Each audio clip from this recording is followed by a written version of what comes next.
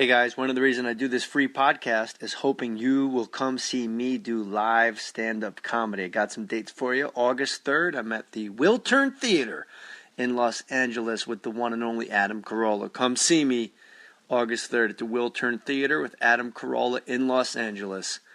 August 16th, I go all the way up to Wisconsin. I'm going to be with all my friends in Milwaukee. August 16th, come see me at the Pabst Theater in Milwaukee, Wisconsin. August 16th, Pabst Theater, Milwaukee, Wisconsin. Very next night, August 17th, Detroit, Birmingham, Bloomfield. Where are you at? August 17th, I'm at the Royal Oak Theater in Detroit. August 17th, I'm at the Royal Oak Theater in Detroit.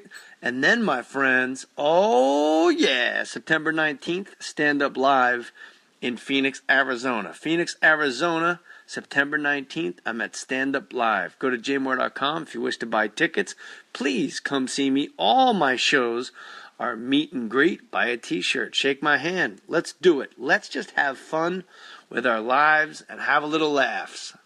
Hope to see you guys out there. I love you. Put your name on it. Just put your name on it. That's all I say. Be a man or a woman. Put your name on it. Well, I'd like to hear about it, potheads. How the fuck you gonna know how to be great if you don't study greatness? Look at the game tape. Donuts. If you want a battle, it's either that you will or you won't. You know, you're not a bad-looking man, Mr. Gals. But you are, Blanche. You are in that chair. There's something wrong with us. Something very, very wrong with us.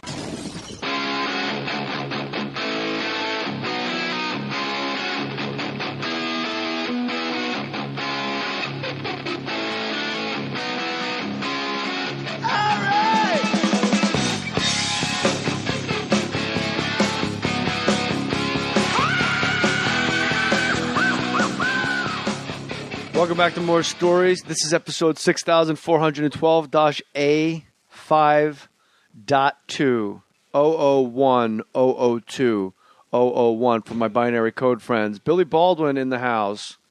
Sounds like a Stardate number before Star Trek. Captain's log. Captain's log. Captain's log. J 00597 AZ.429. Did he have a toupee, William Shatner, then? It looks pretty cool. It doesn't look like a lid. It looks like it's his hair, because now he's very famous for having the rug on his head, Shatner.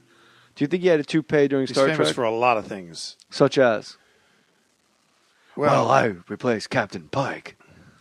First of all, the original hair has got to be the real deal. It's thin, it's wispy, it works. It was working in the early years. He has a sensational rug. It's the best. Him and Elton John did it right. When Elton John had his first rug, he looked like Pete Rose. It was a mess. It was like peppermint patty hair. It looked like he had Down syndrome. Yeah. Not a good look. And then he tightened it up into like regular person hair. It's amazing. They have like hair surgery for these guys. But, talk about, I love, nothing makes me more excited and I think is cooler than people that find ways to be relevant in show business again, over and over and over again. And like every 5-10 years, not that they need to like do a Madonna and reinvent themselves, but they find a way to like wiggle their way back into the business and be relevant again. I mean, this guy did it in the 60s. He did it in the 70s. He did it in the 80s. Shatner? Yeah, Shatner. I mean, between the practice. Yeah, between Boston him and James Legal, Spader, his musical career, and Matty Boy has a good point. And the Priceline spots, not all of them. Some of them are a little bit off, but some of them are pretty brilliant. I think Matty Boy had a salient point. Let's not get too far away. And I'm not making a joke. Shatner speaking classic songs like Mr. Tambourine Man. I know it's like a joke, and we all make fodder. It's comedic fodder. But when you really watch it, it was my wife that said to me, the fucking confidence to go out and sit there with a cigarette and go, Mr. Tambourine Man, I'm a rocket man. Not a lot of people can pull that off. And at the time, we didn't think he was pulling it off. In hindsight, not only did he pull it off, it's amazing. And his album, Shatner's, that was produced by Ben Folds, from Ben Folds 5, he does Common People by Pulp, and he destroys the original Common People. And he just talks the whole album. And then Joe Jackson comes in and sings the chorus. I'm a big fan of his, a great admirer of his. The fact that he's like still standing, still relevant, still matters, still has a career, 5 decades later. It's like 60s, 70s, 80s, 90s, thousands, it's like remarkable. I think a lot of guys, I think you have to say, yes, I have a wig. It's hilarious. Let's move on. And then America goes, oh, okay, fine. And then they actually forget that you wear a wig. Would you agree with that? I forgot until you just reminded me. But Yeah. I didn't really, not that I forgot, I just never really, I hadn't been thinking about it lately. But like, there's people with wigs and you're like, ooh, like Tony Curtis walking around with that geranium on his head. Jerry Jones, owner of the Cowboys. You go, really, dude? I can see the crease. There's glue on your face. The weird thing is when you don't have one, but it looks like you have one, like Trump. Like me. Like Trump. You take a photo with me, it looks like By the way, what's up with Trump picking on this little girl from Pennsylvania and the court ruled that this girl has to pay him $5 million in damages? Now, she was a contestant. I don't know anything about Yeah, she was a contestant in the Miss Universe contest. She made some accusation against Miss Universe and the Trump organization about how they're sort of manipulating the situation behind the scenes. He's going to say, you better lawyer up. I'm going to bury you. Your career is over. And now they rule in court that this girl's got to pay him $5 million. And let me tell you something.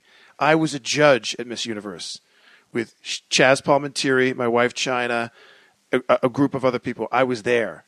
And what this girl says that Trump does behind the scenes, let me just leave it at this, that when I was there, let's just say that Trump led the witness very, very seriously behind closed doors with the jury before the competition started. Really? He let his opinions be known about who he liked.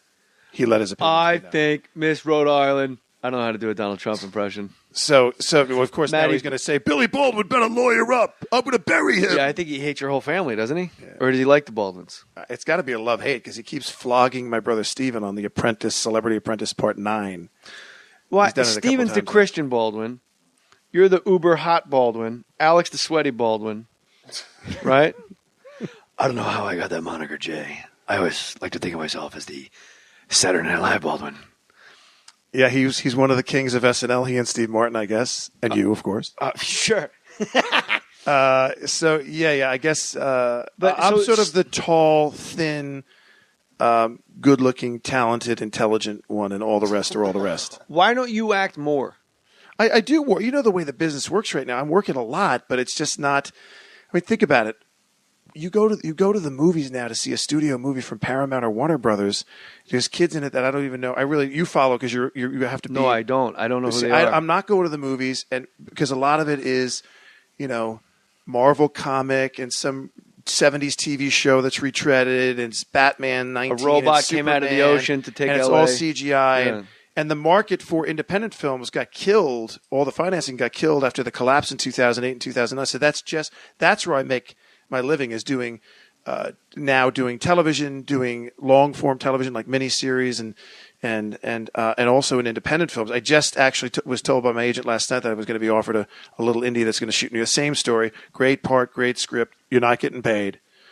So they're doing these little indies for like the usual $3, $4, $5 million, and they're trying to put it on the screen. And all the actors get now to the listener, they'll go, "That's great," but they'll go like, "It's $25,000, it's 4 weeks." Even if you get Schedule F, if you get like $75,000 and you got to pay 25% in commission if you have a manager or a lawyer and an tax agent, 48%. then you get taxed. So then say you get $100,000. I'm making these numbers up. Say you get $100,000. You pay commissions, you got $75,000. You pay taxes, you got $50,000.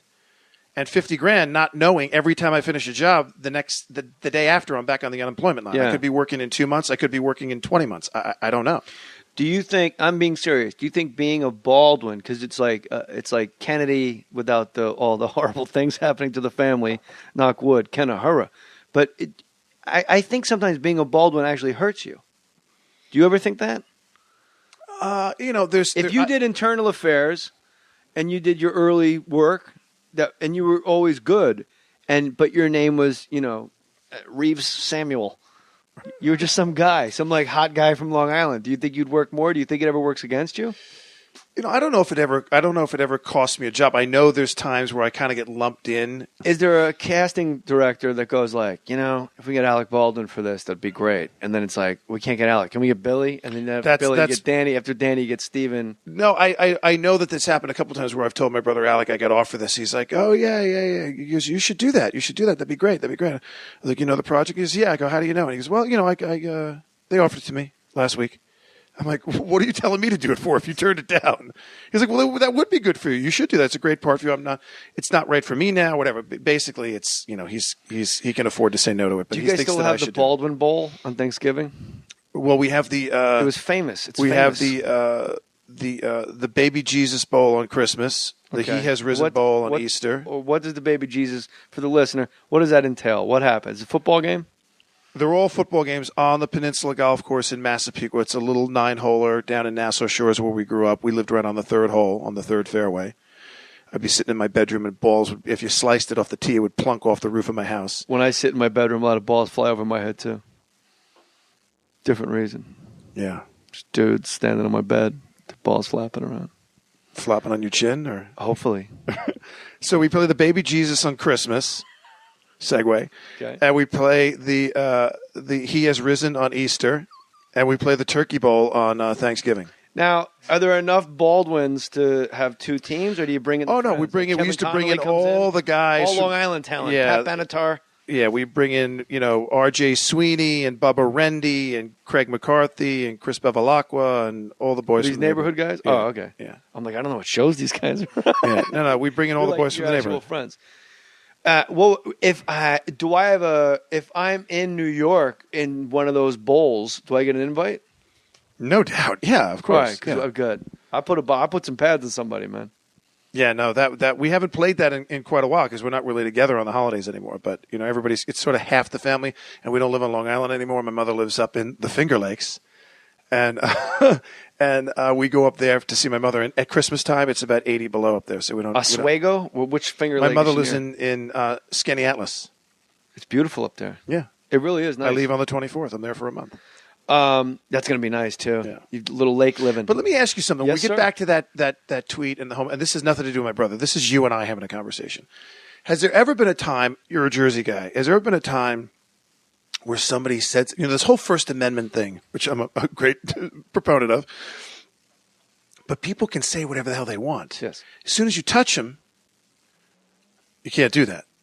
So you're arrested for assault, arrested for battery. You can't touch somebody. But isn't there a time where you, like, my friends and people that I know have said things to me that I'd rather them punch me in the face than say what they said. What they said was far more hurtful and far more damaging than if they had hit me across the head with like a nightstick. So what's the question? The point is that there's been a couple of times where people said stuff to me on Twitter. No, I don't have Twitter. I don't have Twitter. Oh, okay. The people have said stuff to me, and I couldn't touch them, and the only thing I could use was a comeback. I could only say something. Now, what I said and what I whispered in their ear was not something that is politically correct at all or acceptable, and I don't even feel that way. Right? They pissed me off and they hurt me at my core, and I just wanted to try to find the simplest 3 words or 2 or 3 little sentences to whisper in their ear to try and throw a haymaker back at them or level the playing field or get to them the way they got to me.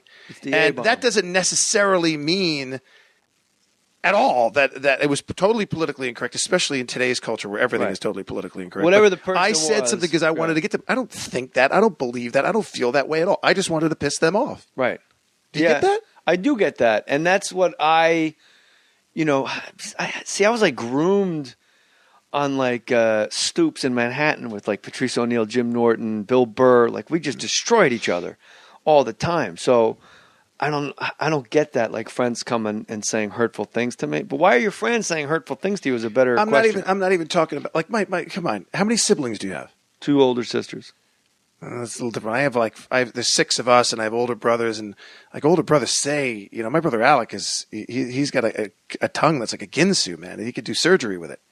And sometimes some stuff comes out of his mouth, and I'd rather him pop me in the face. Than it say is some of the amazing, stuff that your brother Alec. It seems like there's no one near him. I think that's what wives are for, because wives do become your de facto manager. They do manage and produce you. If you marry the right woman, they can go, you might want to reread that email before you send it out. Because left to our own devices, we're like, dear so-and-so, why don't you go fuck yourself? Right. Your wife's a whore and your kid's cross-eyed. Go kick rocks. And then your wife goes, no, you know what? Just tell him you like him and tell him you understand that you just agree to disagree. And then you send that one instead. Alec, who's super famous, a gazillionaire, there seems to be no one telling Alec, that's a really bad idea to say that, Alec. That don't say that. He doesn't ever shy away from a good verbal battle. Yeah, we'll especially see. After political this time, stuff. Well, I admire him for that. Why? Yeah, because I stand up and I don't have the platform that he does, but I stand up and fight for what I believe in politically too. And why is it that the guy on the street can get super involved in his community, but the minute a Baldwin or myself has a political stance, like if I say, hey, I love Gavin Newsom, I'm like excited for the first time in my life that there's a guy waiting in the wings in California that I actually think can do some real damage around here in a good way in Gavin Newsom. And I will get destroyed by like the Blaze website, who's I'm actually pretty good friends with. Everyone will call me a liberal douchebag faggot, and it goes on and on. Like, I can't. Why don't celebrities, why are we stripped? I'm talking about Baldwin, I'm putting myself in your category. Why do celebrities or people in the public, why aren't we allowed to have political opinions? Why are we so crucified? No, we are allowed to, and we do, and it's our First Amendment right, just like everybody else's. But the difference is we have a currency. Assholes? We have a currency that they don't, called celebrity and fame, and we leverage that to our advantage. It's a real currency. I can get on all of those political talk shows before half the members of the Senate and 3/4 of the members of the House. When I was the president of the Creative Coalition, I was getting offers to do that like 3-4 times a week, to either do it in New York or go down to Washington, D.C. That's a political organization. It's writers, directors, producers, and actors. Creative Coalition. And I was on the board for 10 years, and I was the president for 5 years. And I could get on any of those shows. Chris Matthews, Bill Maher, CNN, Larry King, I could get on any of them, not just during the conventions. Before. And then O'Reilly and Hannity will have you on because they think they're going to just chop you up. No. O'Reilly would have me on, and when we were done, he would ask me to host the show when he went on vacation. He loved me. He totally respected me, and he totally loved me, and he was very cool to me. But I think this part of it is that we have this currency that most others don't have, including elected officials, and it drives people batty. And we live in such a red state, blue state culture right now, and that's the problem. You should be able to say that, and people should respect that, just like you respect their opinion, even if it differs with yours. And we live in this, this hyper blue state, red state culture right now, and we got to do something about it. It's got to get better because how can there only be two colors? There's 12 houses of the zodiac, and that's hit or miss. So how can a civilized society that should be intelligent think that the country can run at a premium level with just two separate points of view? Look, there was a time in New York City where there was like 15, 20 daily newspaper publications, and now there's 3. There was a time where there were multiple parties, and now we're down to 2. This is what it's come down to. We have people make a serious move, like basically Ross Perot, got Bill Clinton elected, and Ralph Nader got George Bush, the young George Bush, elected. Ralph Nader took votes away from Al Gore, and Ross Perot took votes away from George Bush Sr., and that was a major third-party move. And I would love to see a very vibrant 3 or 4 party system. I don't see it happening anytime soon, and perhaps not even in my lifetime. It's a shame. It always seems like, and we're not going to talk about politics. We got to talk about Cindy Crawford, your beautiful wife, China, your kids, your life in Long Island, your life in Santa Barbara, growing up Baldwin, who's the weirdest member of your family. It seems like, and I only ask you this because you are deep into politics and your brother's deep into politics, and it's a very political family. Would you agree? Yes, okay. Definitely. But it seems, if you told me what the Democrats stand for and sold me on the Democrats, and then I went across the street to the Republican guy, he would tell me the exact same thing. Like, we want smaller government, less crime. We want people to have a good education. We want to create jobs. Neither party is saying, we want less jobs, and we want hungry people, and we want you to pay a lot of taxes. Like, it's kind of the same sales pitch, no? Well, I mean, in some ways, the parties have come together, and the pitch sounds the same. I think the new Democratic Party since Clinton is to provide a responsible social safety net. And there's a pendulum has swung to the right with fiscal policy, with financial and economic policy. So they sound similar when it comes to the perspective of economic policy, but when it comes to social issues and the culture wars, they're still pretty divided. All right. I don't want to lose people because people don't want to talk about politics. Right. That's not why they came here. Fair game, Cindy Crawford.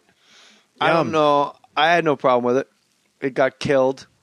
You guys were like the two hottest people on the planet at the time. You and Cindy Crawford, when you were making the movie, are you going like, oh, wow, Cindy Crawford, she can't really talk? Or were you thinking she can act pretty good? This should be all right? First of all, this is a long time ago. How long ago are we talking? This is 95. Oh, I'm sorry. Let's talk about something else.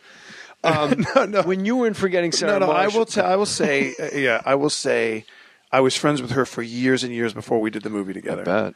And she's a terrific, terrific woman. If I were asked seriously tomorrow, and this is I'm totally serious when I say this, I was asked to do a film opposite her. I don't think she would do it, but if I was asked to play the lead opposite her tomorrow, even if it was Fair Game 2 and Joel Silver were directing and Joel Silver were producing and we had a good director, it was a decent script, I would do it. I don't think the problem with that film was Cindy Crawford at all. I mean, it was an action. It was a Warner Brothers Joel Silver action movie. Cindy had to run around with a gun in her hand. Both and I had to be in shape and run around and look good, and we did that. The problem with that film was there was a little bit of holes in the script, and the director was a first-time director that everybody warned me about, and then I sent everybody, all my agents, all my managers, all my lawyers, and I said, watch this. When I sent them the short film that this guy had made, that was sort of a Scorsese, Raging Bull kind of a short ripoff. It was really brilliant. And every one of my representatives called this kid, asked for a meeting, and they signed him. They enthusiastically endorsed my participation in the film, and they actively pursued this kid to sign him as a client, and they did. And he screwed the movie up. I'm blanking out on his name. I can't even remember his name. But the guy who directed that film, he blew it. Not Cindy Crawford. Yeah, no, I have no problem with it. I mean, imagine you working on a movie and you're directing Cindy Crawford and I on the film, and you come to the set every day for 4 months, and after 2 weeks, you don't say hello or goodbye or good morning or good night or give Cindy Crawford any direction, not one word, not one note. You don't say a word to her from the time she gets there till the time she leaves. Why for 3 months. do you think you didn't do it? I don't know. He just was. She had her acting coach there, and her acting coach and myself, this guy Leonard Peters, and myself and Cindy had to form our own camp to sort of protect her in her first film, and he just completely alienated the two leads in the cast, and I don't know why. He was pissed or he was jealous or. But you brought up a really he had a nervous breakdown or what? Oh, we did. Oh, let's talk about that. What? I don't know. I think Joel Silver. Joel will give anybody a nervous breakdown. Yeah, it could be. But anyway, Joel Silver talked me into doing the show Action, which I know that sounds weird because it's a great show, but I didn't want to do it. I had a couple movies. It was Jerry Maguire, Picture Perfect, Go, and I'm like, I wrote my ticket. I'm going to be a hot shit. And they kept bringing me in. I just didn't want to do TV. That's when I had options, and I had some heat. Nice thing to have, options. Yeah. And I'm like, I just don't want to do TV. Like, I'm Suicide Kings. I'm working with Walken and Pacino and Simone and Eddie Murphy. And then I have a meeting with Joel Silver. This is our second meeting, and I keep telling him no. And he goes, why don't you want to do this? It's so good. It's so funny. Jonathan Demme's going to direct the first one. Like, the directors were all lined up. Everything was great. You can have Buddy Hackett play your uncle. I don't care if that's going to make you happy. I'm like, I just don't want to do TV. Go, Suicide Kings, Simone. He goes, who are you, Parker fucking Posey? I'm offering you a giant check and you want to go be Mr. Independent Movie? What are you fucking Parker? He called me Parker Posey. He called me and then I go, oh no, I'm not Parker Posey. I'll do it. And I'm very glad I did it. So for all his faults, which I'm not really sure. You could offer that again right now. Do you do it or no? Action? In a heartbeat. You fucking kidding me? Yeah, because one of the best shows of all time. The window of opportunity is like narrowing right now. You know what I mean? Oh no, it's closed. Yeah, you don't. I've parlayed 40 movies into AM radio. I went about this completely the opposite way. You're supposed to start in the newsroom and become the corner office guy. I had a corner office, and now I'm in the newsroom, and that happens quick in Hollywood. I'm the fucking coolest guy in the newsroom. But it's all about relevancy. I mean, another one of my, this is not to bore your audience, but another one of my favorite examples is Sally Field. I mean, this woman's on The great. Flying Nun in the 60s and the 70s. Gidget. Gidget. And then she's in like what's the film she did with Norma Ray and Norma Oscar Ray, she won the nominations, Oscar. and I think Absence of Malice and Hooper and all of these box office and Academy Awards. But then she gets quiet again. No, then before she gets quiet, she goes completely sideways and does Smokey and the Bandit movies. She's right, but they were the biggest thing at the box office at the time. Who cares if they were bad movies and they tank? she That's went one thing. That's when Burt Reynolds was number one. I know, but she went from and I'm saying this complimentary because I love Sally Field. She went from Academy Award winning Norma Ray to being in a movie like me and Burt Reynolds are going to get chased by the cops in a Trans Am. Like that's the movie, right? But that's remember, she goes from Zhizhit and the Flying Nun. And she's like 15 or 16 or 17. Yeah. And then she does the Burt Reynolds action pictures. She does the Oscar nomination pictures. It gets a little quiet. Then she does Brothers and Sisters for like 8 years. She does like 120 episodes. And no one sees that show. Then she takes a little bit of time off. And now Steven Spielberg casts her as Mary Todd opposite Daniel Day-Lewis in one of the biggest movies of the year, and she's playing opposite Daniel Day-Lewis. I mean, and this woman did it in the 60s, the 70s, the 80s, the 90s, the thousands, the teens. I mean, 6 decades this woman has mattered. And I got a good Sally Field Saturday Night Live story for you too at the tail end of this. But there's a huge problem with her playing Mary Todd Lincoln because initially I forget who it was going to be, but it was going to be somebody way older than Daniel Day-Lewis. And I think you'll know, was Abraham Lincoln like 14 years older than Mary Todd? Yeah. So she was perfect because it was I don't know who, maybe it was fucking Liam Neeson. It was somebody like that, Jeremy Irons. It was like an older guy, and it would have worked. But it was Daniel Day-Lewis. He's like, 18 years younger than Sally Field. She still fucking hangs in there. Yeah. They can't get rid of her. She's too good. She's way older than Daniel Day-Lewis, right? At least 10 years. Is it not 18, is it? Is it 18? No, I don't know. I exaggerate to clarify. Yeah. But the fact of the matter is she's supposed to be way younger. She's way older. Yeah. They keep her. Angela Lansbury, same thing with, people don't realize. They just know Murder, She Wrote. I mean, she's in the fucking Sinatra movies. Yeah. Mm-hmm. The Manchurian Candidate, she played that guy's mom. They were the same age. Did you know that? No. Lawrence Harvey, was that his name? Yeah. Lawrence Harvey and Angela Lansbury were the same age. Sally Field, when I was on Saturday Night Live, she was hosting, and she was cool, and she was just like a sweet lady. She'd come in, you're at the writer table, and she'd like just massage your shoulders, like, what are you working on, hon? And she really wanted to know, and you're like, oh, I was just drawing dicks. Because it's like I don't have an idea in my head. We're in the pitch meeting in Lauren's office, and Ellen Cleghorn goes, I have this character called Zoraida. This is when you pitch the host on your recurring characters or on great ideas that you have. And Ellen Cleghorn, like no one has any ideas. Mid-season, everyone's like, goes through their fake pitch, and they got to figure out what to write. Kevin Nealon was the king of the fake pitch. Mm-hmm. His fake pitch was always, I have this idea where a guy has a house at the top of one of those runaway truck ramps, and you're the guy that lives in the house, and then at dinner time, like a truck comes like crashing through your living room, But I got some other stuff I'll talk to you about later. But I realized early on, everybody's fake pitch was better than my real pitch. You know what I mean? And it took me a long time to realize I'm also working with Billy Baldwin on something. And everybody just goes, oh, okay. We haven't fleshed it out yet. I thought you had to give them like your whole sketch. Anyway, Ellen Cleghorn, we all pitched into Sally Field. She's like, okay, she's very nice, super kind, like the nicest lady. Yeah. And Ellen Cleghorn goes, I got this character called Zoraida, the phone page. And she goes, I've seen it. That's where you have all the jokes. And I just stand there like an idiot. Oh, really? And icicles formed on the walls. It was good stuff. She good stuff. Fucking took her to the woodshed. What was my brother like in the writing room? He was hands-on, very active, right? Your brother's the best guest host. Steve Martin doesn't talk to anybody. Yeah, my brother liked to get in there with you guys and try to and he's there to 4 in the morning like us, and he goes, it'd be funny. If we are going to be Boy Scouts, somebody should burn themselves on the fire. You never hear about that. There's always that one kid that he's so stupid he gets too close to the flames. There should become a 3rd-degree burns. Like, oh, we made s'mores. Look at Jimmy. That's a terrible example. But your brother, and there's good versions of that and bad versions. John Travolta came in with a full notebook, and every page had a flushed-out sketch. And he goes, I also have an idea where I would be a Hasidic Jewish detective. And that's a real one that he said. and we all laugh at his face, and he's just completely serious. And then he goes, turns the page, gives you another example. When you go, hey, do you have any ideas? You're supposed to go, nah, I'm good. Whatever you guys want to do is cool with me. But Alec would go, I've always wanted to play one of those guys that dress up in bear suits at the circus. And it's just funny. And you guys loved it. Yeah. But then other guys come in, like John Travolta with like a Geraint, talk about wigs. With it, now he actually Sharpies his hair on. And they have like crazy ideas. Billy Joel.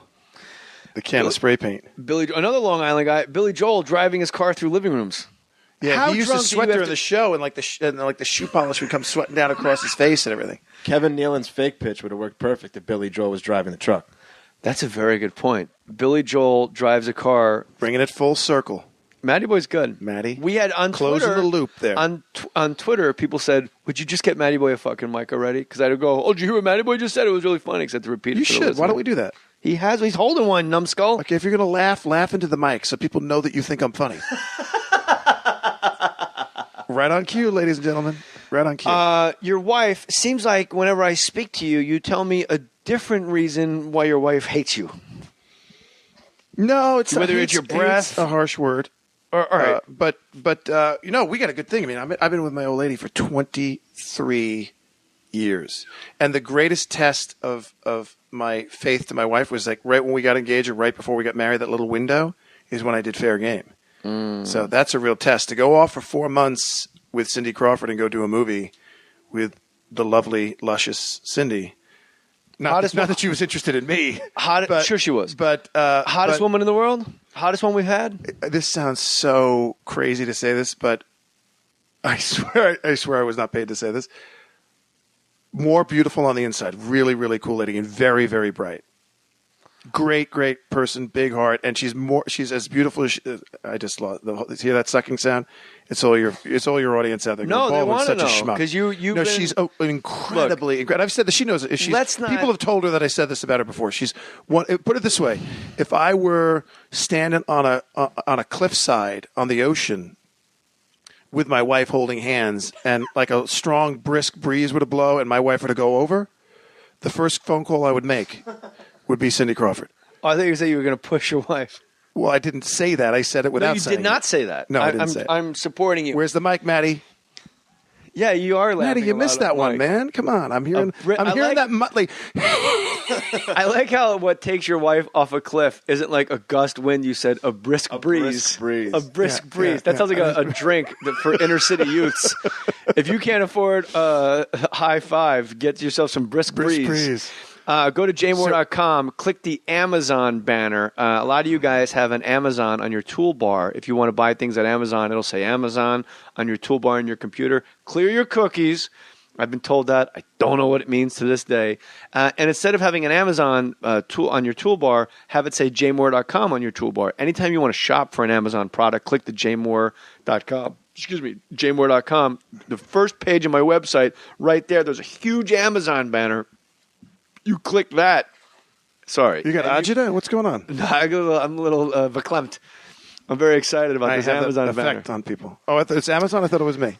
Amazon. And you can buy Fair Game DVD, and you can see how a director ruined a movie with Billy Baldwin and Cindy Crawford. And if you buy something, I will read it on the website. Here's our friend Ronald Brandt. Hey, JJ, I just went through your site to Amazon, picked up a Nikon D3 100 DSLR camera, nerd, and various camera accessories. I desperately needed an upgrade from my crappy point and shoot so that I could get good shots and videos of my new baby boy. I love this. Who will be arriving in August. I'm born in August, so he'll have a new fan before too long as he'll be listening to your podcast with me while I'm doing the stay-at-home dad gig next year. Ooh. My wife and I saw your show in West Hampton last month. It was awesome. Tell your wife we love the new material. By the way, we had a great time and look forward to seeing you again if you ever decide to come back. All the best, Ron Brandt. Ronnie Brandt, Mohr, love it. Thank you, brother. Yeah, West Hampton was fun. That's a nice little theater out there. Baby coming up next month for this guy. So let's talk about third trimester sex. What was that like for you? Red hot. Good stuff, right? The hottest. Yeah. Hotter than any You can sex. induce labor with that. You're cheating on your skinny wife. Yeah. That's what Wayne Corbett told me. Yeah, I love that. Wayne Corbett. I love it. It's like I'm cheating on my skinny wife. Yeah, I like that. That's a good way of looking at it. Third trimester sex for you? Yeah, third trimester sex. Well, there's first trimester sex that it's sort of, fair game. Anything? That was a little. Well, Jay, I guess you could say Billy Baldwin's third trimester sex was fair and then game. second trimester starts to limit your options, and then third trimester sex is a lot of fun, very limited options. It'll lay on your side. Yeah, well, not always, but We'll walk us through it. What's the other option? Standing up? Yeah, you still, yeah. Well, Make believe this is a letter to Playboy, letter to Penthouse, and you're going to explain how you had sex with your wife in the you third could do it trimester. from the side with the leg lift, and you could do it, That's what my wife calls it when I have like medicinal sex. See, when you're together 23 years, medicinal sex, like if I'm driving her crazy, I'm climbing the wall, she knows I need to get laid. And she's like, got to take one for the team. She's not in the mood. She doesn't have time. She just does. She's like, all right, come on, get over here. I'm going to bed right now. Don't disturb me. I'll just give you the leg lift. Get it over with. And Like it's a dog peeing? Maddie, the mic is up. I'm waiting. I'm curious. The leg lift, is that standing? Is that laying? Like what? It's on the side. The Like a leg dog lift. peeing. Just get in there. Get it over with. And she just knows that my testosterone levels are so high. I'm climbing the walls. I'm driving her crazy. And for medicinal purposes, I've got to get she's got to get it over with. Yeah, she's got to get it over with. So How many kids do I you don't have? drive her nuts. 3. She's had sex with China Phillips at least 3 times that we know of. And I'll put the wedding night in there. So in 22 years, you've had sex 4 times. At least. There's a lot of people that are 22 listening to this podcast that have only had sex 3 times. Yeah, but I want to ask you about sex with your wife. The Nikki cruel, Cox. the cruel. That's your wife, You didn't know who my wife was? Nikki Cox. Yeah. Do you want to hear the best story about your brother Alec? Yeah. I called him to see if he could be in a movie I was producing, and he couldn't. And he goes, "Let me tell you something. If this sitcom I'm doing takes off, I don't care about anything. I'm just gonna get paid. I have no artistic integrity left." I go, "All right." And he goes, well, "How have you been? What's going on?" I go, "I'm getting married." He goes, "Why would you ever put your hand back in the garbage disposal again?" And I go, "I'm in love. Like, I'm completely in love. Like, I'm nuts." And he goes, "What does she do?" I go, "She's an actress." And he goes, "Oh, my God. A real actress or is she a waitress?" I go, "She's a real actress." He goes, "Is she a movie? TV?" I go, "She's on a show right now." He goes, "What show?" He had just been a guest on Las Vegas. Right. And I go, "She's on Las Vegas." And he goes, Which one?" Uh-oh. He goes, "Blonde, brunette, or redhead?" I go, "The redhead." He goes, "You're marrying Nikki Cox?" I go, "Yeah." He goes, "Forget everything I just said." Of course. I got the seal of approval. Yeah. From the big man. And he just got remarried to a 27-year-old yoga instructor. And what? But When you're 55, dogward down. Dogward down. Lift the leg. Dogward down. Yeah. But here's the cool trick. You want to ask me questions about sex? You said. Yeah. God played this incredibly unkind trick where women want emotional intimacy in order to achieve sexual intimacy. Not in my house. It's the opposite in my house. Okay, well, I'm a broad. my wife and most women want emotional intimacy as a form of foreplay to achieve sexual intimacy. And for guys, especially a caveman like me, I mean, I tell my wife, I break it down real simple. I said, spend quality time with the kids, make me a BLT, and have sex with me twice a week, and there'll never be a complaint. Good time with the kids. I think it's the ordering her to make you a sandwich that kind of takes a little of the lust out of it. I don't know that the BLT is a sandwich. That's the sex position, right? No. Okay, I'll clarify this. It's quality time with the kids. Make any sandwich. It doesn't have to be a BLT. Wait, the wife has to have quality time with the kids. Yeah. The family has to. I want my wife and I to have quality time together or with the kids or whatever. Well, what would she be doing otherwise? Family time. Hanging out with Carney and Wilson? I want to have like some home cooked meals with the family. I want to help her, and I want to have some and I want to have sex a couple times, within every 72-hour window. I have to have sex. I think that's entirely fair. And I said, you'll never have another complaint out of me. Those 3 things. But the problem is with sex. A lot of times, in order for me to get to that place where I want to have that emotional intimacy, that comes like within seconds after having an orgasm. Yeah. Not in like the 2 hours like leading up to the orgasm. So the girls want the emotional intimacy prior to the intercourse. Yeah. And the guys can get if you just get it over with quickly, you're going to get me to behave the way you want me to behave in terms of emotional intimacy. Just fuck me. My wife is the Baldwin in that situation, and You're a lucky man. And I'm China Phillips. My wife. You're so full of crap. I believe you about your wife. So, okay, tell me what that means. Translate that for I me. have very low libido. I'm very attracted to my wife. I have no wants, nothing. I don't go out. I don't want to do anything. Like, I don't get turned on by other chicks. A wall went up as soon as I met my wife. That was mine forever. I'm in, right? But when I have sex, I literally am like, kiss my neck a little. Really? And I want her to tell me she loves me because that gives me a super hard on. When I feel like my wife really wants to have sex with me, when she makes the overture, like in the middle of the night, 2 a.m, if she reaches out and touches me and like just kind of starts kissing my face, I'm like, oh shit, somebody wants to fuck me. This is crazy. My wife wants to have sex. See, that's... And my wife, and I quote, I'll say, do you want to have sex? And she'll go, can you make it really quick? Yeah. And I'm like, I'll do my best. Help me out? I'll do my best. I said that like Colin. I'll do my best to make it as quick as possible, But in my house, this is no joke whatsoever, she's totally the guy. She's like a 15-year-old gay guy, the libido of like a 16-year-old twink. And I'm always like, well, hold on, slow it down a little bit. Put the sweatpants back on, and let's hang out. I didn't want to say this, but your wife and me should hang out. Yes. Yeah, because we were made for each other. And you and my wife can hang out. If your wife had her way, how often would China have sex with you? Once a month. Is it because that's an exaggeration? Twice a month. Is it because of childbirth? Once you pass a bowling ball through the vaginal 3 times through the canal, you're like, oh, that's what makes this happen. This is terrible. Like, I'm bending over backwards. I'm like standing on my head. I'm like, jumping through fiery hoops. I'm juggling chainsaws here to try and my wife's like one of those old, you grew up in Jersey. You ever have one of those secondhand cars in the wintertime? It's freezing cold. You have to go out and start it up and you can't get it to turn over. In the dead of winter, you're like, and then finally, you get that. So it takes it's like 11 degrees out. And you can't, But I am Your wife's like an old car. I'm jumping through hoops. You're a Ferrari. And by the way, my wife, when she tells her girlfriends, like the stats are good. The stats are good. I mean, every time, even when she's taking one for a team for medicinal purposes, she's having at least 2 orgasms. My wife's the same way. She talks to her friends and they're like, you're a what?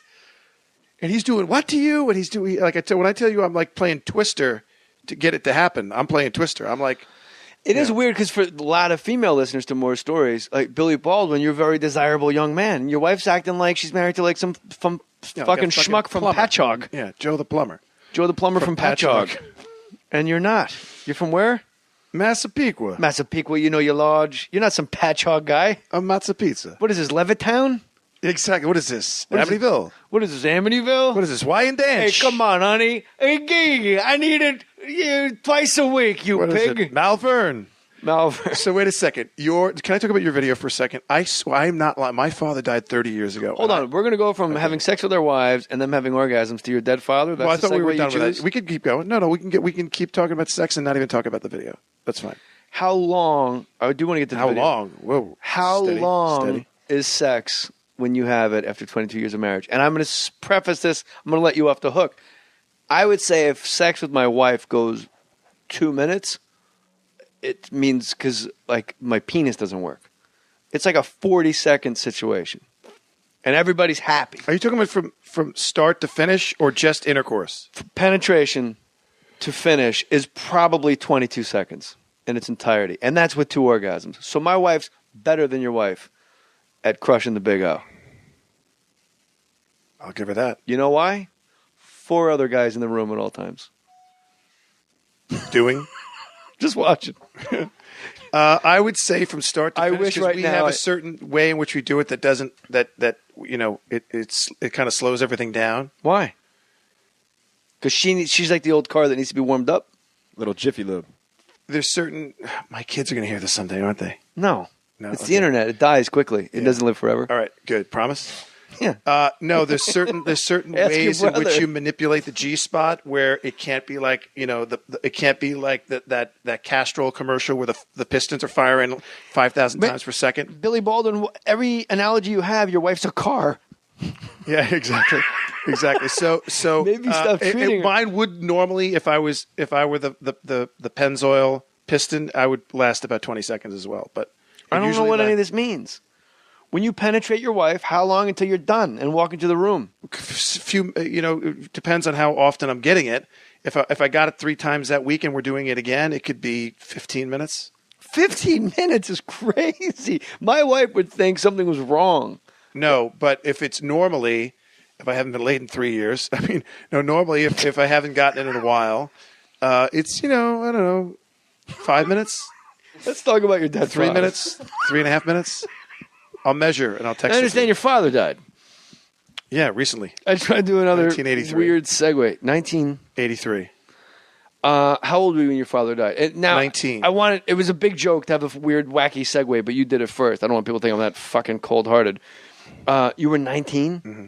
Who was the youngest Baldwin? Steven. And how old was He his? was 15 or 16. That's the hardest, right? Is it harder on him or 19? It's still the same. Probably harder on him. He was like, in 10th grade or something. And he's born again? Yes. I think that's a lot of people give this kid shit for Biodome, sure. For saying Paulie, sure, that's a good. I'll hitch my wagon to that. Yeah, give him shit for that.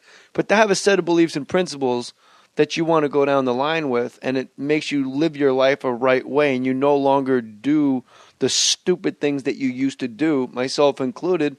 Fucking celebrate that. Yeah, a lot more good has come out of this than bad. Again, kind of like sometimes my brother Alec. If when I was the president of the Creative Coalition, Christopher Reeve was, and my brother would get on Bill O'Reilly and say exactly the same thing, like almost verbatim, the same argument, almost the same talking points as Christopher Reeve.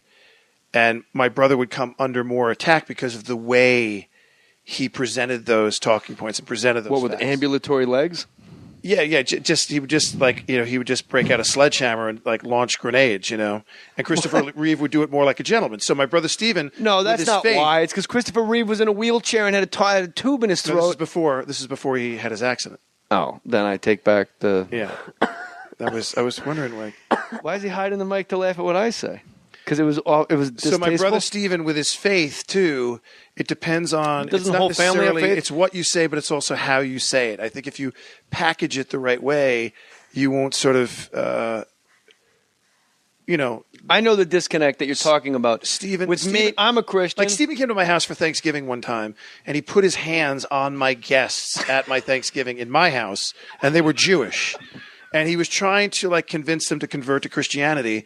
And I said, you know what? If this is your Thanksgiving and we're a guest at your house and you want to do that to one of your guests at your house, it's kind of cool. But, you don't really even know my friends. And, you don't know what kind of boundary you're crossing with them. It's a little bit inappropriate. It's like, well, do you think they mind it? Do you think did I offend them? Are they upset with me? And I said, it was a little bit off-putting. I mean, it was a little bit uncomfortable, not only for them, but for everybody else in the room. And you shouldn't do that. If you want to do that in your home, fine. And even then, you should probably ask. But how does he not know that that's crossing the line? Is he like a knucklehead? Because when you hang out with people that are like-minded and think the same way, and you're in the room with those people all the time, there's an evangelical calling to go out and sort of spread the word and spread the faith. Sure. And you think, even if somebody disagrees with you, that they're not going to be offended by it. But sometimes people are like, wait a second, I'm Jewish. I'm not. Do the Jews at your house play in the Baby Jesus Bowl, or do they sit that one out because they don't believe he's the Son of God? No, they're still fans, big fans. They're up there with Jesus. What? They're still fans of Jesus. They're fans. Jesus Shuttlesworth? They're big fans of Jesus. They just believe that his time is yet to come. Yes. Yeah. So. But they don't know his name's going to be Jesus. You guys have the Jesus Bowl. Yeah. They're okay with it. All right. Yeah. So they put their personal religious beliefs aside just to get in on a Baldwin football game. I think that's a little. You know the Jews. I mean, come on. Jesus. Come on. Christ. Seriously. How many? Come on. You grew up in Jersey. How many Jewish friends did you have that had a friggin' Christmas tree? All of them. Right. I rest my case. Do I go around celebrating Yom Kippur and Rosh Hashanah as an Irishman? No. You have the day day off. Celebrate? All the Jewish guys I know put the dreidel and they put the menorah, and then they still get pissed off at the Italians and the Irish. Like, why do they get the tree? And why do they get the lights outside the house? And why do they get all the presents? So then they put the tree up. I mean, come on. It ain't right. It ain't right. I think the disconnect with Steven is We're back to Stephen again. yeah, because no, it's the same conversation. The disconnect. I converted to Catholicism like 6 years ago. I was Presbyterian and I switched over. I just dug it. I found a great St. Monica's in Great Santa Monica. Great Love church. it. 7th in California, Yes, I think. And I'm a Christian, but I never feel the need to recruit you. I don't give a That's shit a what big you calling. do. It's a big calling. It's a big calling, but in to the spread the Christian word faith. with actions of just simply being kind and doing your thing. But when the evangelical side, they don't tell me I'm doing it wrong. Right, correct. And I don't have a problem with the evangelical calling. Just so it's like you have to know your audience. You have to know when you're crossing a certain boundary that may not be appropriate. And Stephen has learned that. Back at my Thanksgiving 10 years ago, he hadn't quite gotten the message. That's got to be weird to have a born again Christian in the family. Like No, always. we've had him in my family for really? decades. Really? Decades. Yeah, my mother's sister who just passed away, an amazing, amazing woman, my Aunt Louise. We would have like family reunions in the 60s and early 70s on her farm up in Cazenovia, and they'd have a big tent and there'd be like 150 people there, and she would have us all come into the tent and she would start to do like a service, and then somewhere in the service she'd break out in tongues, and then every kid in the tent would run out of the tent like their hair was on fire. They were like totally freaked out. Like Aunt Louise was speaking. Which is basically just an Adam Sandler impression when you speak in tongues. Yeah,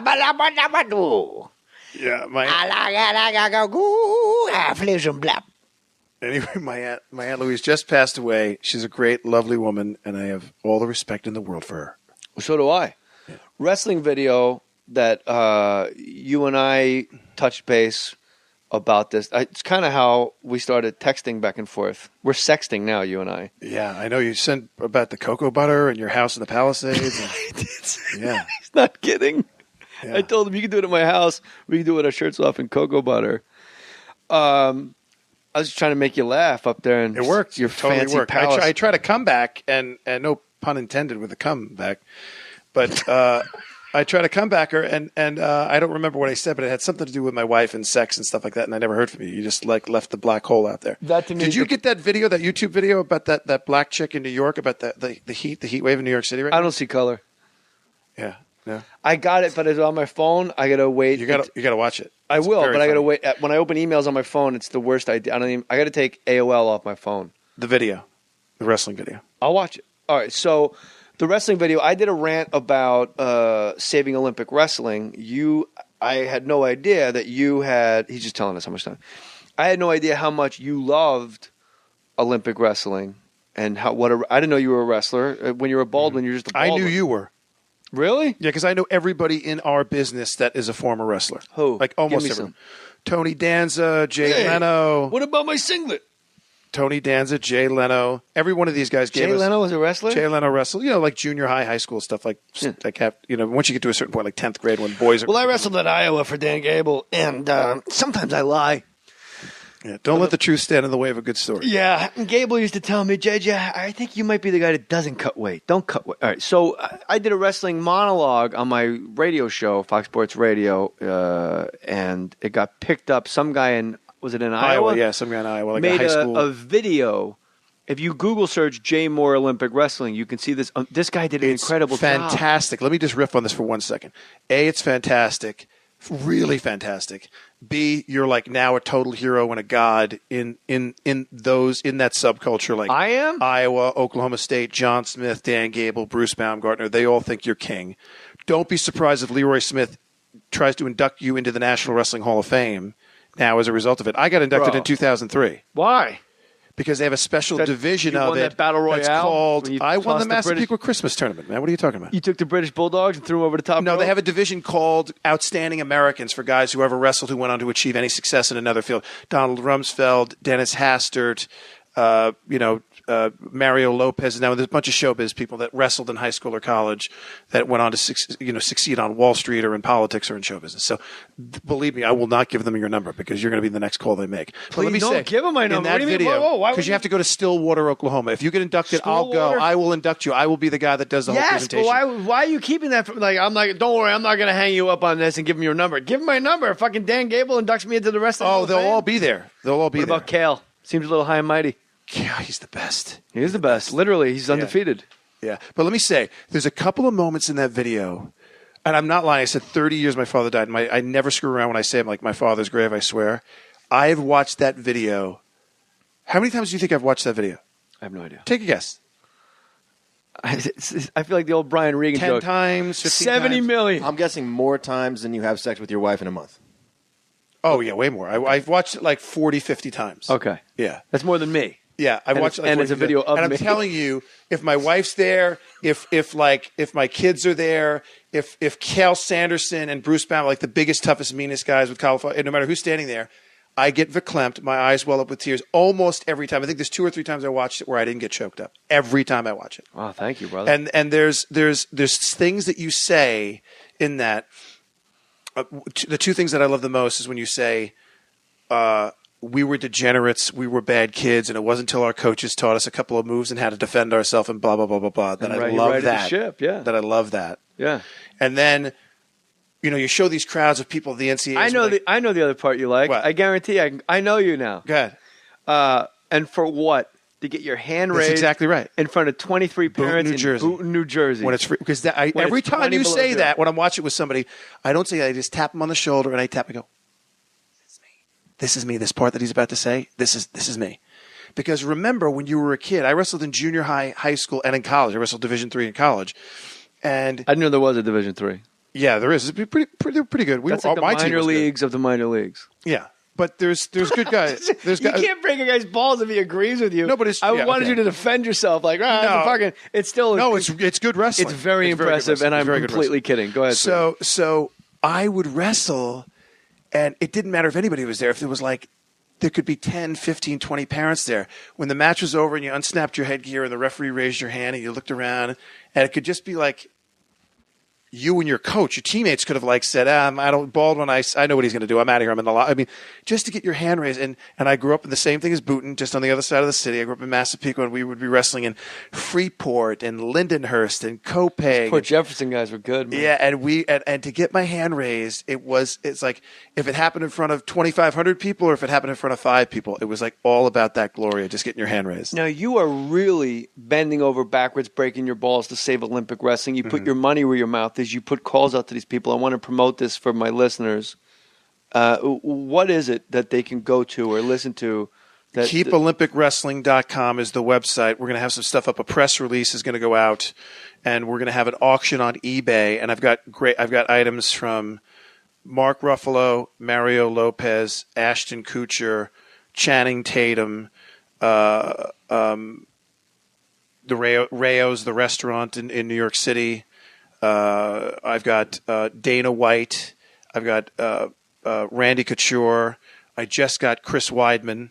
I just talked to his manager last night. Middleweight champion of the world, my friends. Bones Jones. I mean, we've got a bunch of really, really, really cool stuff. My brother you win Alex Johnny Bones Jones's toe. Yeah, I got a Buscemi gave me a walk-on role to Boardwalk Empire. How do I get in on that? How do I want? Buscemi? I want to do something. We're going to talk about it. We're going to launch. It's going to be online, and I'm going to raise a lot of money for it. But you have to tell me what you're willing to allow me to auction. You said on the radio show co-host for a week. No, for an hour. Have somebody come in and do you could have them. How about for the day? For a show, that'd be fantastic. Yeah, because I can tease it a week out that the person's coming in. Yeah. And the next day go, that was fun when so and so won that thing. Right. Save Olympic Wrestling. Keep OlympicWrestling.com. Okay, keep not save. Keep OlympicWrestling.com. Yeah. And this is really great. I didn't even know you were a wrestler, and it turns out you were a great wrestler. And I was making fun of you earlier, but even to wrestle, this is what people say. When a UFC fight happens, they go, "Well, this guy wrestled Division I, this guy wrestled Division III." It doesn't matter. They know the same fucking moves. You know what I mean? So, kudos to Division III. Did you just extemporaneously riff that entire thing? All of it off the top of my head. And in that video, what percentage of your rant is in that video? Is that 90% of it? It's probably 3 or 4 minutes. It was an 11-minute segment. So they took out, because there's a couple parts where you finish a sentence and start another sentence, and it's not an exact match. So they must have put the scissors in there. And the guy did a great job. He did. Do you know this guy? Job. This guy hasn't got in touch with me. Nothing. No. I'll find out through Gable's office. And I mean, I'm on the committee to preserve Olympic wrestling with John Smith. He's 4-time world champion, two-time. The founder of the Mormon religion. No, you know Leroy Smith and John Yeah, Smith. of John course I do. Smith won the Olympics twice, and he's the head coach at Oklahoma State. And Is Jordan Burroughs going to get in this? he's going to be back for Rio, and he's going to win again. But is he going to help Yeah, save he Olympic is. wrestling? He is, but he's focused on How his training weird right is now. it that to save Olympic wrestling, it's Iran and the Soviet Union? Like, there's no way Putin is letting Olympic wrestling go away. Right. I mean, I wrote an article. I don't know if I ever sent it to you. I wrote an article for the Huffington Post a couple of weeks ago when the vote was passed Liberal in St. douchebag. Petersburg. What? In St. Petersburg, they voted through. There was 8 sports that were in the finals, and they passed 3 through. Squash, baseball, and wrestling have been passed through to a vote. You did. In You sent it to me, and you look, we made it. We made in the September, there's a vote where only one of those 3 in Buenos Aires, and the full assembly of the IOC voting members, like 150 members, will vote and only choose one sport. Billy, let me tell you and something. it should be wrestling. If Vladimir Putin wants wrestling, which we know he does, Right. he's crazy. He's a Bond villain. He's the best. If Vladimir Putin wants Olympic wrestling, there's no way it ain't happening. Well, here's the problem. Let me just. Fucking 'cause I'm squash? on the I'm on the inside with this, and I hear a lot of interesting stuff. Let me just clarify your point. Wrestling did what no American president has been able to do in the last 70 years, and that's bring Russia and Iran and the United States to the table with the same And into Grand Central Station. Yeah, with the same agenda and the same goals and the same objectives, all on the everybody on the same page. Nobody's been able to do that. Iranian since, wrestlers, Russian wrestlers, United States wrestlers, Yeah. and fans of all and foreign are in Grand Central Station having a wrestling match. Here's the deal: NBC paid $4.33 billion for the Olympics. Okay, the average age demographic for the television viewing audience for the Olympics is going to age from like 34 to 39 in the next couple of Olympics. What do they do to deal with that? Because Wouldn't it be 4 years, though? Wouldn't it go from 34 to 38 since the Olympics every 4 years? I don't know how they do their math, but over the next couple of Olympics, the average demo is going to age down. Okay, let's just say 38.2. I have no idea. So to appease you. Okay. So what do? They bring in Shaun White in the half pipe, the Flying Tomato, X Games. They make it younger because the Flying Tomato. They have to make the advertisers where they recoup all their money. If they're selling products to an average demo that's 29, 32, 34, they're thrilled. If the average demo is 39, 40, those people don't spend money. That anybody that's over 40, they see the ads and they don't spend money. If you're 32, you see the ad and you go spend money. I call bullshit on that. The advertisers, I don't know if that's true or not, but that's what they claim. It can't be. You're So the over 40, I'm advertisers over 40. We see something and we go buy it. The advertisers tell NBC they want to bring the demo down. The NBC tells the IOC we got to bring the demo down. So the IOC tells International Olympic Committee. The IOC tells FILA, the governing body that represents wrestling, to the IOC, you have to modernize the game. And they've been warning, and wrestling has this attitude. So I don't want to blame the IOC only. I want to blame FILA, the governing body that represents wrestling, to FILA, to the IOC. They've been warned for years now. Make adaptions, change the rules, modernize the sport. Because they How do you modernize wrestling? Well, they just did it. I'll tell you what. Wrestling kept saying, we've been in every game in the modern game since 1896. We've been in every game since 807 BC. We've been in Olympic sport for 3,000 years. We're beyond reproach. We're untouchable. Go scratch. Well, guess what? This is what the IOC has now done to get their attention. And what they just did is they just revamped the rules, and the rules changes that they've had ever since that Grand Central match. The referees are trying to prepare to catch up because all the rules have changed, and it's all pro-aggression, rewarding the aggressor. More freestyle, less Greco-Roman. More point scoring. So you're getting into matches, freestyle and Greco-Roman matches, where the scores would be like 4-1 or 5-2, and now the matches are like 15-11. Yeah. So that's what did they do in baseball. When baseball they juiced, they juiced the Designated ball. hitter and they juiced the bat, they juiced the ball. That's what they're doing. They're kind of juicing the ball in wrestling so that there's more offense, there's more aggression, there's more point scoring, and scoring in a way that the audience watching knows. I mean, wrestling. I know wrestling, and I go to matches over the last couple of years, and something happens, and I elbow the guy next to me. I'm like, what was that? If I'm saying that, they have a big problem. Do you ever see Olympic wrestling where they go into a bag and they pull out a red ball or a blue ball? Yeah. You've seen that in wrestling now? I don't even know what that means. And they've been doing it in Olympic. They've gotten rid of all that stuff. Where they pick out a ball it used to be that giant wooden coin they would flip, red or green. Now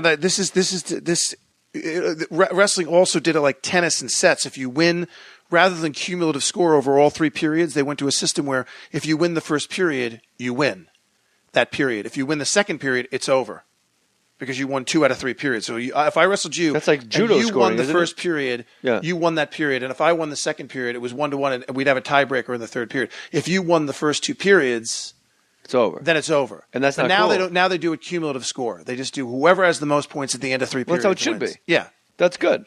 And they give 2 points for a takedown. I never liked riding time. I didn't like just the fact that you were on top of a guy that you can get points. You got to watch this kid Kyle Dake from Cornell. He just won the national championship. Wow, yeah. Fourth year in a row. 4 years in a row national champion. We have watched him. Yeah. He just wrestled Jordan Burroughs at the World Team Trials. I was there. I was doing that. I called it on NBC. I did the color commentary. How did it go? Burroughs wrecked him and teched him in the first time. The finals for the World Team Trials is best out of 3. So they wrestled not best out of 3 periods, best out of 3 matches. And he teched him 7-0 very, very quickly in the first match. And in the second match, 7-0's a shutout. I've only heard that in ping pong at the But by the way, pool. that's another rule they got to get rid of. The new international rules is a tech is 7 points. You can't do that. Used to a be tech, 15 A when tech I was has in to high be school. 10 or 12 points minimum. Yeah. You can't put Kyle Dake and Jordan Burroughs on the mat and have it end 45 seconds into the third period. Well, let me ask you something. People Jordan are paying too Burroughs- much money. Oh, that's true. Yeah. Well, they want to watch it. They want to see people wrestle. But you don't want Kyle Dake to be humiliated. Over what do you want it to get to 14-5? No, but there's been matches that I've watched in this tournament where people were down by 4 or 5 points, and then they came back to win by cool as hell. by 4 or 5 points. You know what I mean? Got to let it breathe. You got to let it breathe. Yeah. Billy, what do you want to promote? Were you promoting KeepOlympicWrestling.com?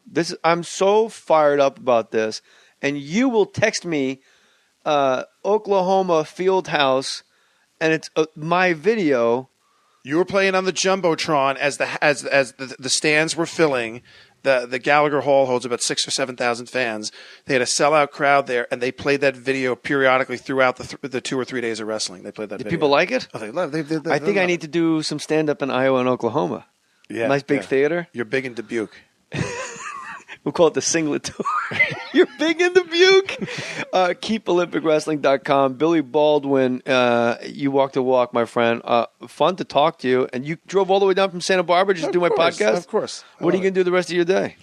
I'm going to drive right back and take care of my kids. My wife is off. She's doing a show in Palm Springs tomorrow night, so I got to get home and... Oh, they're back. They're up and running. Oh, is that because of Bridesmaids? They're playing all over the place. Bridesmaids did that give them a kick and in a the new ass. record, and my wife doing Dancing with the Stars. She did Dancing with the Stars for like a half a season. She looked great, man. And I think all of that sort of awareness.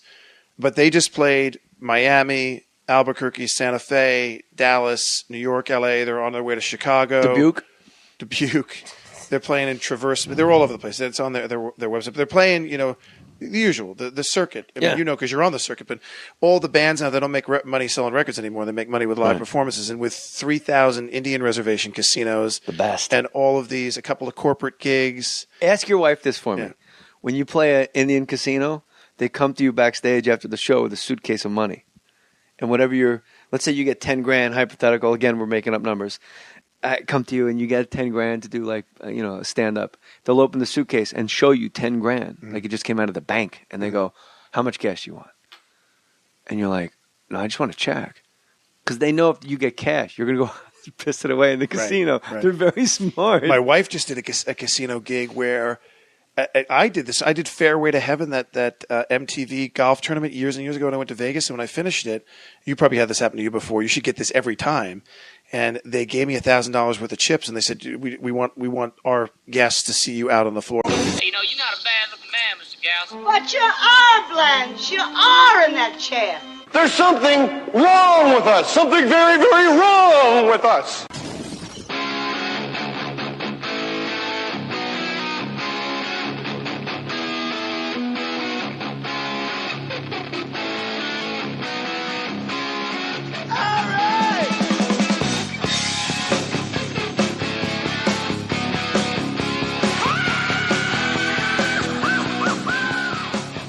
Welcome back to More Stories. This is episode 6412-A5.2 001 002 001 for my binary code friends. Billy Baldwin in the house.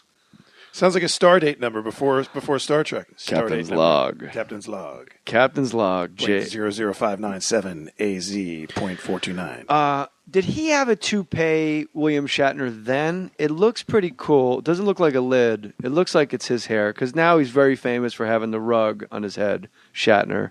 Do you think he had a toupee during Star Trek? He's famous for a lot of things. Such as? Well, I replaced Captain Pike. First of all, the original hair has got to be the real deal. It's thin, it's wispy, it works. It was working in the early years. He has a sensational rug. It's the best. Him and Elton John did it right. When Elton John. Hey guys, one of the reasons I do this free podcast is hoping you will come see me do live stand-up comedy. I got some dates for you. August 3rd, I'm at the Wiltern Theater in Los Angeles with the one and only Adam Carolla. Come see me August 3rd at the Wiltern Theater with Adam Carolla in Los Angeles. August 16th, I go all the way up to Wisconsin. I'm going to be with all my friends in Milwaukee. August 16th, come see me at the Pabst Theater in Milwaukee, Wisconsin. August 16th, Pabst Theater, Milwaukee, Wisconsin. Very next night, August 17th, Detroit, Birmingham, Bloomfield. Where are you at? August 17th, I'm at the Royal Oak Theater in Detroit. August 17th, I'm at the Royal Oak Theater in Detroit. And then, my friends, September 19th, Stand Up Live in Phoenix, Arizona. Phoenix, Arizona, September 19th, I'm at Stand Up Live. Go to jaymohr.com if you wish to buy tickets. Please come see me. All my shows are meet and greet. Buy a t-shirt. Shake my hand. Let's do it. Let's just have fun with our lives and have a little laughs. Hope to see you guys out there. I love you. Put your name on it. Just put your name on it. That's all I say. Be a man or woman. Put your name on it. Well, I'd like to hear about it, potheads. How the fuck you gonna know how to be great if you don't study greatness? Look at the game tape. Donuts. If you want to battle, it's either that you will or you won't. And a group of other people. I was there.